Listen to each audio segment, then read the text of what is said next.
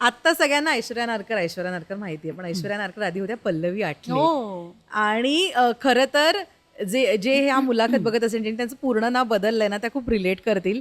शाळेमध्ये असताना आपली हजेरी होते पल्लवी आठले नावाची, आणि देन कट टू लग्नानंतर तुम्ही झालात ऐश्वर्या नारकर. मॅम, काय आहे ही, काय बॅक स्टोरी आहे ही? बॅक स्टोरी असं नाही, एकतर तेव्हा आता हे माझं लग्न झालं 95ला, आणि त्याच्या आधी मी जी घडत गेले तर मला असं आवडायचं की अरे लग्नानंतर आपलं नाव बदलतं, त्याने एक लग्न झाल्याचा फील येतो. त्यानंतर जर आता आपण विचार केला तर असं वाटतं की त्याने सासरच्यांना पण असं वाटतं की ही खरंच आपल्यात आली आहे, ही आपली झाली आहे.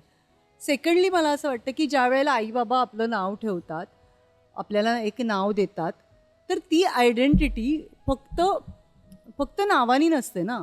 खरं तर आपण जे घडलेलो आहोत लग्नापर्यंत, ते त्यांच्या संस्कारांनी घडलेले आहोत ना.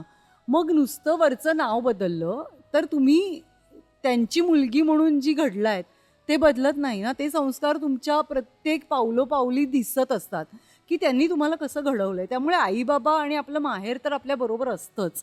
ते काही फक्त नाव बदललं म्हणून ते जात नाही, किंवा ते नुसतं नाव ठेवून तुम्ही जर त्यांनी घडवल्याप्रमाणे नाही वागलात तर ते टिकतही नाही. सो मला असं वाटतं की छान आहे समोरच्याला. सासरच्यात आता तुम्ही इकडची 20 वर्ष तुम्ही आईबाबांबरोबर राहिलायत, पुढची अनेक वर्ष तुम्हाला तुमच्या सासरच्यांबरोबर राहायचं आहे, तर एक त्यांना फील येऊ दे ना तुम्ही त्यांच्यात गेल्याचा.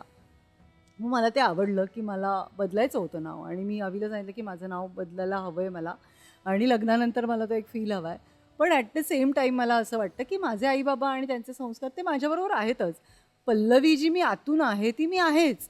ती वरच्या नावानी बदलल्यामुळे तर ती बदलली नाही आहे, ते संस्कार आहेतच, आणि ते खूप चांगलं घडवलं आहे त्यांनी मला. त्यामुळे ते ऐश्वर्या नाव आहेतच. कोणाची चॉईस होती? माझ्या नणंदेचं, हा. म्हणजे साधनाताई ज्या माझ्या नणंद आहे माझी, त्यांनी ठेवलेलं नाव आहे ते. वा, ते त्यांना आवडतं म्हणून त्यांनी मस्त ठेवलं मस्त होतं. नाव, एकदम ट्रेंडिंग नाव आहे अजून सुद्धा हो. ऐश्वर्या.